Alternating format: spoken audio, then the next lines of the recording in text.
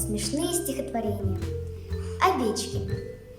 У забора на крылечке вчера сидели две овечки и болтали обо всем, о своем да на своем.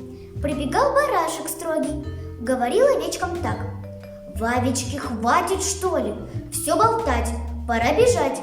И сказали две овечки, что сидели на крылечке: «Мы, барашек, не болтаем, вместе мы стихи читаем». И еще одно стихотворение, оно называется «Добрый Дед Мороз». Вот пришел к нам Дед Мороз.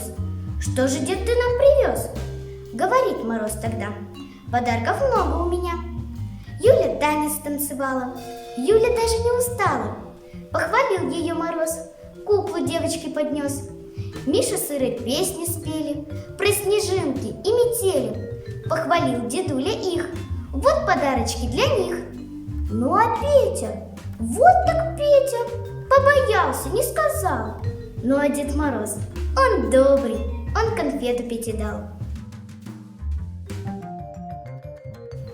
А теперь попробуйте отгадать мои загадки. Пишите ответы в комментариях. Загадка номер 1. Расскажите мне, друзья, когда это бывает? Ручейки бегут кругом, солнце пригревает. Прилетает с юга ласточка подруга. Расскажите мне, ребятки, что за время года? И вторая загадка. Черная это птица, но не галочка. Прилетает к вам весной, но не ласточка. Живут в наших краях, но не воробьи. Кто же это? Знаете вы?